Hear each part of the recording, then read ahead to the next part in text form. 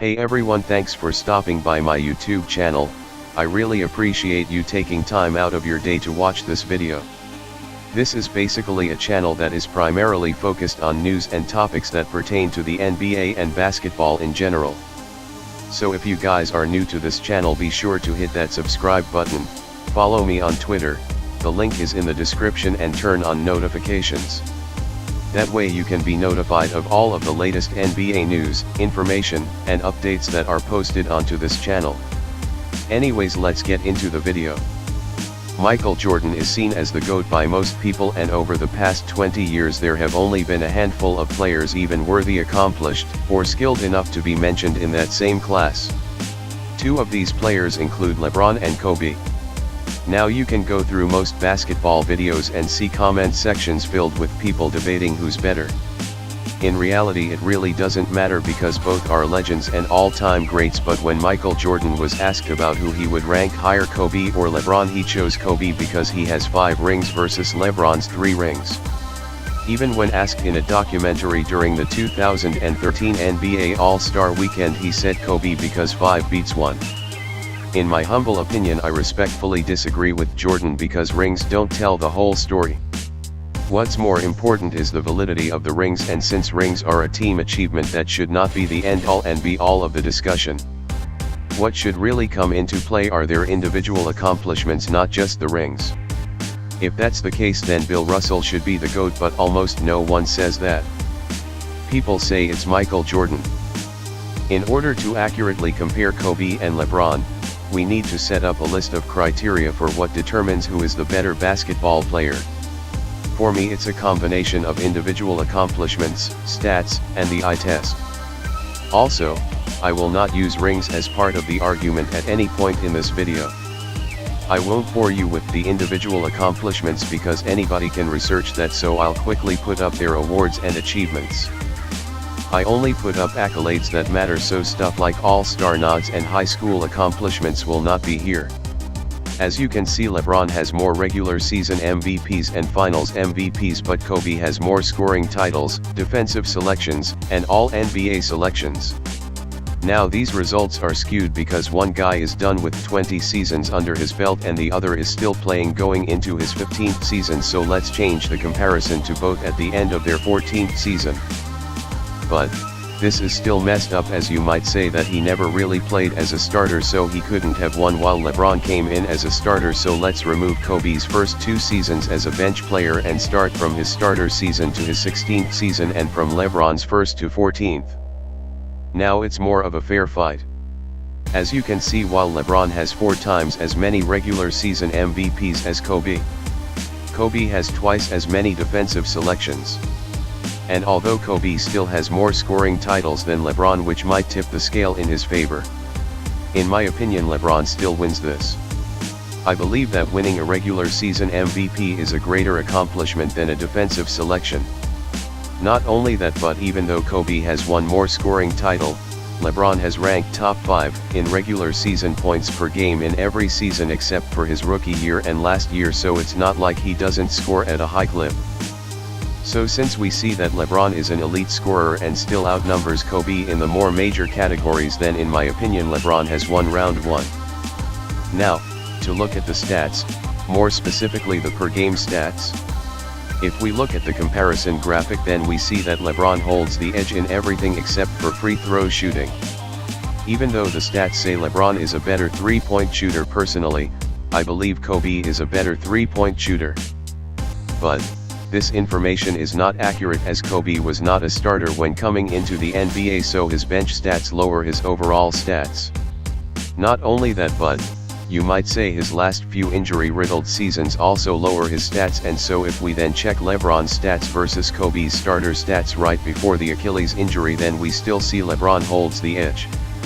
This is still not accurate, as they played different minutes per game for their entire career, so if we compare LeBron's per 36 versus Kobe's starter per 36 stats until the Achilles injury, then here is what we see. We see LeBron still wins the overall stats argument. You might still argue that this is still unfair considering that Kobe had to share the ball a lot with Shaq, so he lost touches, but you could say the same thing when LeBron went to Miami and had Dwayne Wade and Bosh and Kyrie and Love in Cleveland, so that argument cancels out. Also, you might argue that they play different positions, so you can't use stats to compare because certain positions amplify certain stats, like the point guard spot amplifies assists or center amplifies rebounds, but that just feeds into LeBron's case because it shows how versatile he is to be able to score, assist, rebound, steal, etc. Kobe's great at scoring, but the other facets of his game are not as great as LeBron's, although they are still amazing. And even when it comes to scoring, Kobe might be the more explosive and lethal scorer between the two, as seen by his plethora of 60 and 50-point games and months of 40 points per game averages, but LeBron is the more efficient scorer between the two, as evidenced by his higher field goal and three-point percentage. But these are surface level stats. If you dive deep into the stats like PER and true shooting percentage, LeBron still wins. Also, if we compare their playoff stats, the outcome is still the same. Note that both have played nearly the same number of playoff games at this point, so changes will not be made to accommodate the difference. It's still not accurate, as Kobe did not start for his first two playoff runs, and so if we do the adjustment from his 1999 playoff run instead, we see that LeBron still holds the edge. This is still not accurate, so let's compare playoff for 36 to have a better look. So LeBron also wins the stats argument. But, just to be thorough, we will also use the eye test. As they always say, stats don't tell the whole story, and so the eye test will help us reach a final conclusion. If you have ever seen game footage of Kobe, you see that majority of the time he has the ball, his mindset is to score the basketball. For him, passing is not a top priority. Kobe could be double or even triple teamed, and sometimes he won't pass, especially in his prime, probably because of bad teammates, but LeBron made mediocre players useful and viable options on the team. Also, he has shown time and time again he can carry a team no matter how bad to the finals, as shown when he did so at age 22.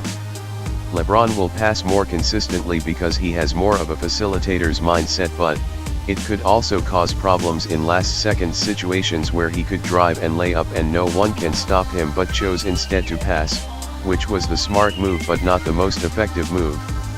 Also, LeBron's size gives him more mass and girth to attack the paint and battle down low.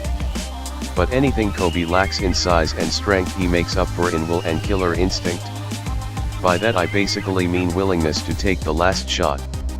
Given Kobe's history of making numerous game winners, I would trust him more than almost anyone else in last-second situations. Not only that, I would say Kobe has better feet work than LeBron, as shown by his signature post fadeaways and his pump fake pivot jump shots. And from a mental standpoint, I would have to say Kobe is tougher than LeBron, just based on all of the countless stories that have been echoed throughout NBA lore. Kobe is also beyond amazing when it comes to playing one-on-one. So much so that I think he could beat LeBron in a hypothetical matchup despite being 2 inches shorter and 40 to 50 pounds lighter. You might say that LeBron has easier competition than Kobe because he plays in the East, and you'd be right based on the comparison between the two against 50-plus win teams in the playoffs. Kobe has had more success against 50-plus win teams in the playoffs during his tenure without Shaq. So as a result, Kobe did face tougher teams overall than LeBron and was more successful during his career. LeBron has played 41 playoff series in his entire career with the lockout season and 37 playoff series without it. His record against 50-plus win teams in the playoffs is 13 wins and 10 losses, which is a winning percentage of 57% with the lockout season included, and 11 wins and 10 losses without it, which is a winning percentage of 52%. Kobe played 18 playoff series since the 2006 playoffs, aka since Shaq left. His record against 50-plus win teams in the playoffs in that time span is 10 wins and 4 losses, which is a winning percentage of 71% without the lockout, and 10 wins and 5 losses with the lockout included, which is a winning percentage of 67%. So while each player might have their own strengths and weaknesses, I will have to give the slight edge to LeBron on this as well, because basketball is a team game and almost no one makes his team as great as it can be than LeBron James despite the weaker competition. But I must admit that this was the most difficult topic when determining who is better. So after breaking down the comparison between Kobe and LeBron, I say LeBron is better than Kobe as an overall player and someone I would start a team with over Kobe. So while MJ might say Kobe is better, which is his opinion, in my opinion I say LeBron is better, but make no mistake, the Black Mamba is not to be trifled with. I hope you guys enjoyed this video, and please don't wage war over the comment section. Let's be civil and have an actual discussion down below. Finally, if you guys liked the video, then give a like, comment and subscribe, and if you have any constructive feedback, I'm more than willing to incorporate it into my videos as best and as soon as I can. If you disagree with my opinion, please leave a comment below explaining why. Also, if you did not like the video, then give a dislike so I can tell what kinds of content you would like to watch here. So everyone is welcome here at my channel. Thanks for watching. Be sure to hit that subscribe button if you are new, follow me on Twitter, the link is in the description, and turn on notifications. See you next time and have a good day.